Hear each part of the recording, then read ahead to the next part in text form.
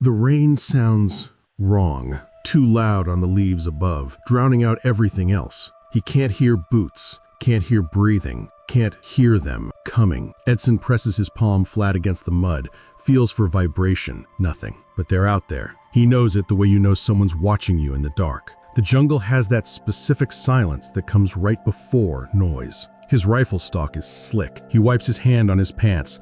The fabric is already soaked through, so it does nothing. Behind him, someone coughs once, cuts it off fast. The rain stops. The jungle exhales steam, and then he hears it. Voices, Japanese, shouting in unison, getting closer. The voices resolve into a rhythm, a chant. The Japanese are announcing themselves, coordinating their attack with noise. It's Doctrine. Psychological impact keeps units together in darkness, rattles defenders. Edson has read the intelligence reports.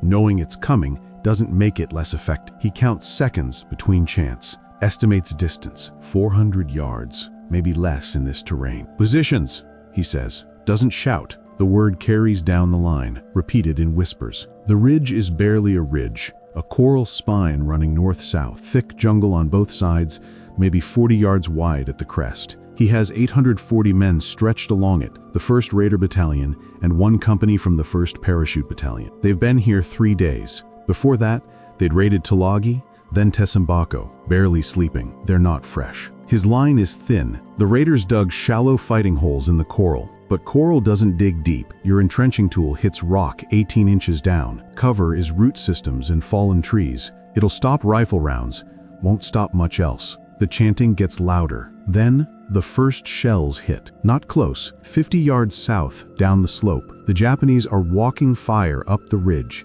It's deliberate, methodical. The explosions march closer, 1 every 10 seconds. He can time them now. Watches the orange flash through the canopy, counts, waits for the next. When the barrage reaches the line, men press themselves into their shallow holes. The coral amplifies concussion. Each impact feels like it's inside your chest. He stays standing, needs them to see him standing. A shell hits a tree 30 feet behind him. The trunk splinters horizontally. He feels the pressure change. The air sucked away, then slammed back. Splinters hit his back through the soaked uniform. Small ones. They sting, but don't penetrate deep. The barrage stops, and the chanting becomes screaming. The Japanese infantry doctrine is called Banzai. Western press translated it as suicide charge, which isn't accurate. It's coordinated assault, maximum aggression, overwhelming force at a single point, break the line before the enemy can establish fire superiority. It works when defenders panic. It fails when they don't. Edson had studied Japanese tactics at Quantico in the classroom exercises nobody took seriously. Island warfare was theoretical then, something the Navy worried about. He'd read translated field manuals, analyzed the Shanghai landings. He knows what's coming. The first wave is probing, finding weak points. The second wave exploits them. He told his men yesterday, they'll try to make you afraid. If you're afraid, you'll run. If you run, we lose. Some of them are 19 years old. The raiders are elite, volunteers. Extra training, higher standards, doesn't make them older. The jungle erupts, not in one place, everywhere. 300 yards of ridgeline lights up as Japanese infantry opens fire from the tree line. Rifle rounds crack overhead. Machine gun tracers draw red lines through the dark. He can see figures now, moving fast, bent low, using the jungle. His Marines return fire. The BAR gunners find rhythm, short bursts, conserving ammunition. Rifle fire is sporadic, undisciplined. They're shooting at movement, at muzzle flash, at nothing. The first Japanese soldier breaks from the jungle at a dead run. Others follow. 20, 30 men screaming, bayonets fixed. The Marine line erupts. Concentrated fire. The runners go down. Some keep crawling. More emerge. The pattern repeats. Rush, fire, fall. Rush, fire, fall. It's in counts. The Japanese are committing maybe 2 companies to this probe. That means there are more behind these, waiting to see where the line breaks. His radio operator crouches next to him. Sir, Captain Thomas on the south end reports heavy contact, requesting reinforcement. Tell him to hold. They're testing us. The radio crackles. Different voice. Northern section. Same request. Then the center. They're not probing one point. They're probing everywhere. 02:30 a.m. The Japanese pull back, They leave their dead. 40, 50 bodies in the kunai grass between the jungle and the ridge. The Marine line is intact. Ammunition expenditure is high. Edson walks the line, counts rifles, checks faces. Some of the paratroopers are gone. Not dead, gone. They slipped away when the fire got heavy, walked back toward Henderson Field. He doesn't have time to be angry about it. He redistributes the line, pulls his reserves, a platoon he'd kept back, and plugs the gaps. The ridge is longer than his manpower. He's stretching them thinner to cover it. Ammunition check, he tells his company commanders. Water. Get them water. The reports come back. Ammunition is at 60%. That's for the raiders. The paratroopers are at 40%. They'd fired too fast. Full auto bursts. Not aiming. Water is worse. Canteens are empty. The water detail was supposed to come up from Henderson 3 hours ago. Hasn't arrived. He radios Division HQ, requests resupply. The voice on the other end sounds distant, distracted. Copy. We'll see what we can do. No resupply is coming tonight. Edson sits, drinks from his canteen. The water tastes like iodine and metal. He allows himself this 30 seconds sitting, conserving strength. The malaria makes everything cost more. Moving costs. Thinking costs. Standing still costs. He'd grown up in Vermont, cold weather hunting, deer, bear, patience. His father taught him, you don't chase the animal. You understand where it wants to go, and you're already there. He's trying to think like the Japanese commander out there in the jungle. The first assault was reconnaissance by fire. The commander now knows the ridge is defended, knows the line is thin, knows the terrain. He has more men, he has artillery, he has time. If Edson were attacking, he'd hit the same spot twice, let the defenders reinforce it, then hit somewhere else. But that assumes the defender has reserves to reinforce with. Edson has no reserves left. The shelling starts again, heavier. Not just field guns, something bigger. The impacts walk up the ridge slower this time, more deliberate. High explosive shells. The ground shakes. Trees don't splinter, they disintegrate. A shell hits directly on a fighting hole 30 yards north. The hole ceases to exist. So do the 2 Marines in it. Edson's radio operator is shouting coordinates into the handset, requesting counter-battery fire. There is no counter-battery. The Marine artillery is positioned to defend Henderson Field itself, not the ridge. They're out of range. The barrage lasts 12 minutes, longer than the first. More shells. When it stops, Edson's ears ring so loud he can't hear the jungle. He sees them coming this time before he hears them. Hundreds.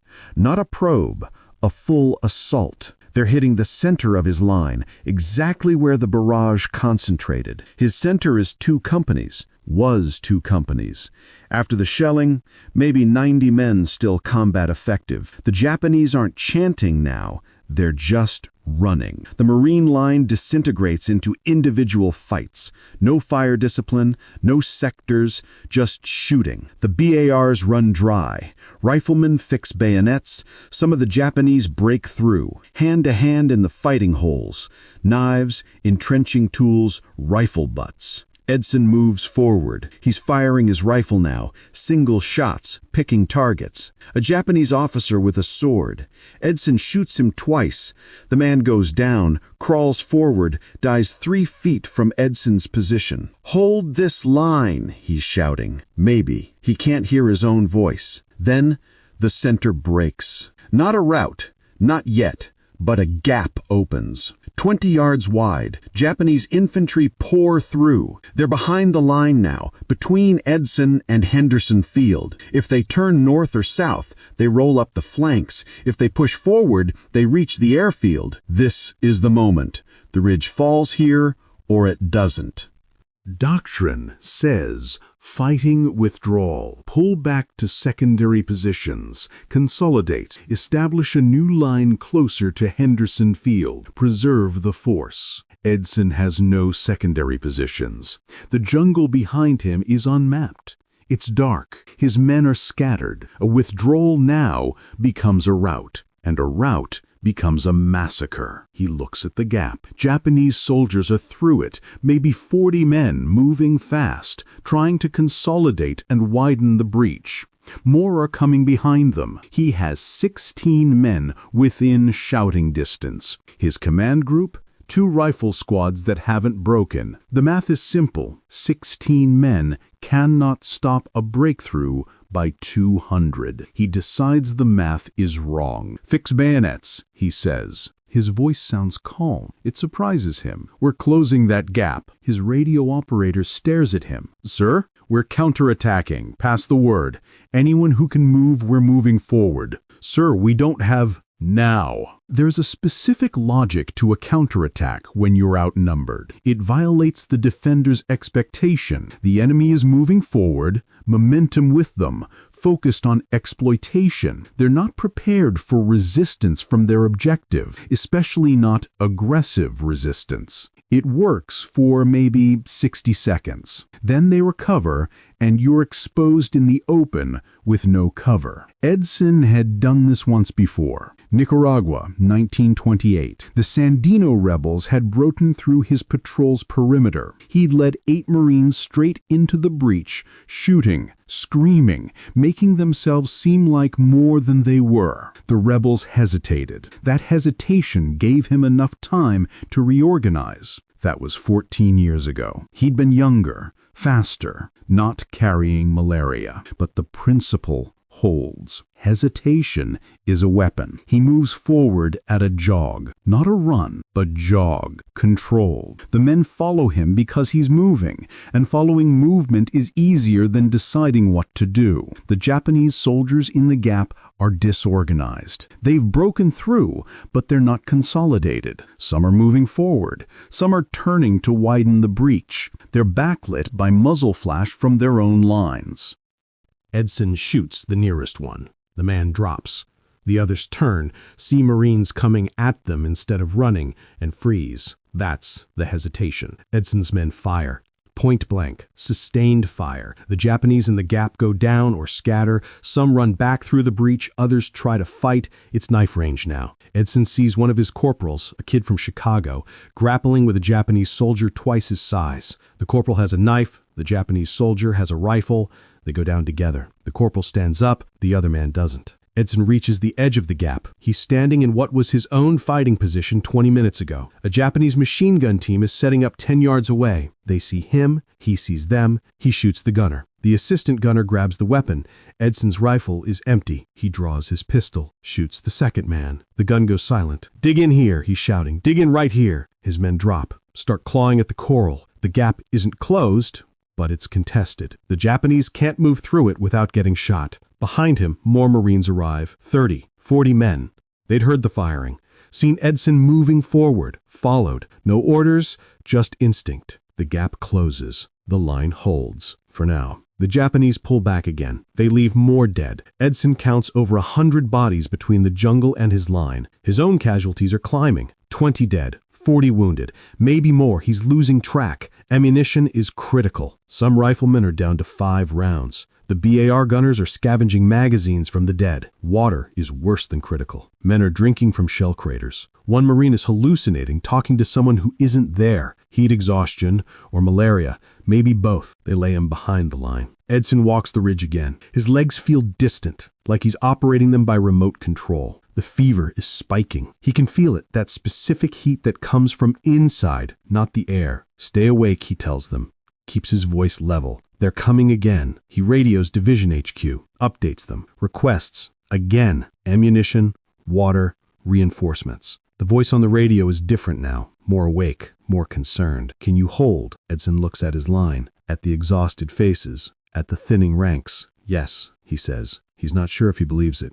The Japanese doctrine for night assault is persistence. Multiple waves, each wave weaker but targeting exhausted defenders. The theory is that morale collapses before ammunition does. Men break before rifles jam. Edson has seen it work. He'd watched Chinese units disintegrate in Shanghai, not from casualties, but from fear, from exhaustion, from the certainty that the next wave would be the one they couldn't stop. His men are at that edge now. He can see it, the way they stare at the jungle, the way some of them flinch at nothing. He needs them to believe the line will hold, which means he needs to believe it. He allows himself 3 seconds, eyes closed. In his head, he's home, Vermont. Cold morning, rifle range with his son, the smell of pine and gun oil, the satisfaction of a clean shot. 3 seconds. He opens his eyes. He's still on Guadalcanal. The jungle still smells like rot and cordite. The fever still burns. But 3 seconds was enough. The second wave hits at 0400 hours. Larger than the first. The Japanese have committed their reserve. This is everything they have. The artillery barrage is shorter but more concentrated. It hits the northern section of the line, where Edson isn't, where his weakest company is positioned. He starts running. Not jogging now, running. His legs don't want to work. He forces them. The northern section is collapsing. He can hear it before he sees it. The firing is sporadic. Undisciplined. Men are pulling back. Not all of them. Some are standing, fighting, dying. But enough are pulling back that the line is coming apart. A Japanese flare goes up, green. It hangs over the ridge, turning everything sickly and bright. He can see the breakthrough forming. 50 Japanese soldiers are through the line, moving fast. If they turn south, they're behind the entire Marine position. If they push forward, they reach Henderson Field in 10 minutes. Edson has 12 men with him, his headquarters section. They're not infantry. They're radio operators, runners, clerks. One of them is a cook. Same thing, he says. His voice is hoarse. We're closing it. Nobody argues this time. They move forward. The flare light makes everything strange. Movement looks jerky, stop motion. Shadows detach from men and move independently. Edson runs toward the breakthrough. His headquarters section runs with him. The Japanese soldiers see them coming. This time, there's no hesitation. They're ready. They open fire. The cook goes down, shot through the chest. Edson doesn't stop. Can't stop. If he stops, everyone stops. He's firing as he runs. The rifle kicks against his shoulder. He doesn't aim, just points, shoots, works the bolt, shoots again. A Japanese soldier materializes 3 feet in front of him. The man has a bayonet. Edson has an empty rifle. They collide. They go down together. The coral scrapes Edson's face. The Japanese soldier is on top of him, trying to bring the bayonet down. Edson gets his forearm up, blocks the thrust. The blade cuts his sleeve, draws blood, but doesn't penetrate deep. His pistol is in his holster. He can't reach it. The man is too close, too heavy. Edson headbutts him. The soldier's nose breaks. He doesn't let go of the rifle. Edson headbutts him again. The man's grip loosens. Edson twists, throws him off. He draws his pistol, shoots the man twice, point blank. The man goes still. Edson stands. His vision tunnels. Gray edges closing in. The fever or adrenaline or both, he can't tell. Around him, his headquarters section is fighting, hand to hand, rifles as clubs, knives. The Japanese breakthrough has stalled, not because they're stopped, but because they're engaged, fighting instead of advancing. And then more Marines arrive.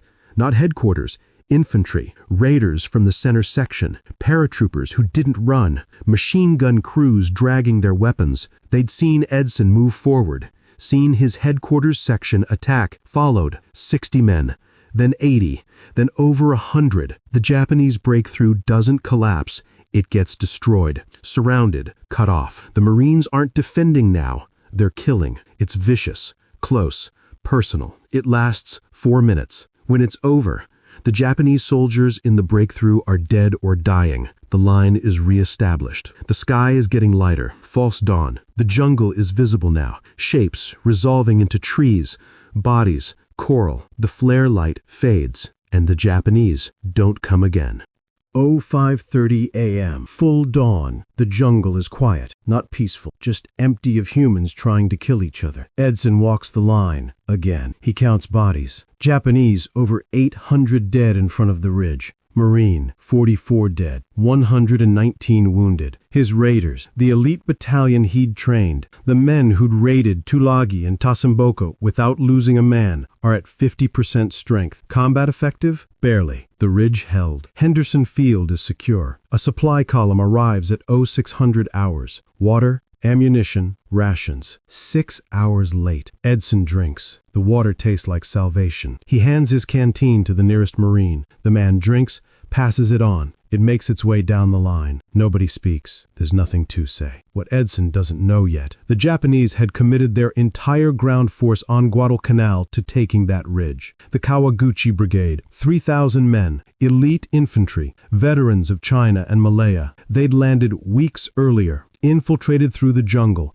positioned for the decisive assault. If they'd taken the ridge, they'd have taken Henderson. And without Henderson Field, the American position on Guadalcanal becomes untenable. The Navy can't supply ground forces without air cover. Evacuation would have been the only option. The entire campaign, the first American offensive of the war, hinged on whether 840 Marines could hold a coral ridge in the rain. They held it because their commander ran forward when Doctrine said pull back, because 16 men counterattacked against 200 and convinced the enemy that resistance was possible, because exhausted Marines saw their colonel fighting hand to hand and decided they couldn't let him die alone. Edson sits. The fever is fading, or his body is adjusting, hard to tell. He wraps his arm. The bayonet cut is shallow but long. It'll scar. A runner arrives. Message from Division HQ. The commanding general wants to see him. Immediate. Edson stands. His legs protest. He walks anyway. The medal came later. September 1942 became October, then November. The Battle of Guadalcanal continued. Land, sea, air. The ridge became known as Edson's Ridge, sometimes Bloody Ridge. The names stuck. The Medal of Honor citation reads, "For extraordinary heroism and conspicuous intrepidity above and beyond the call of duty." It mentions leadership, courage, tactical brilliance. It doesn't mention the counterattacks. Doesn't mention that he led 2 charges against superior numbers with no reasonable expectation of success. That's in the classified after-action reports, the ones that took 2 years to declassify because they revealed how close the line came to breaking. The citation is 7 sentences. The reality is 44 Marines died on that ridge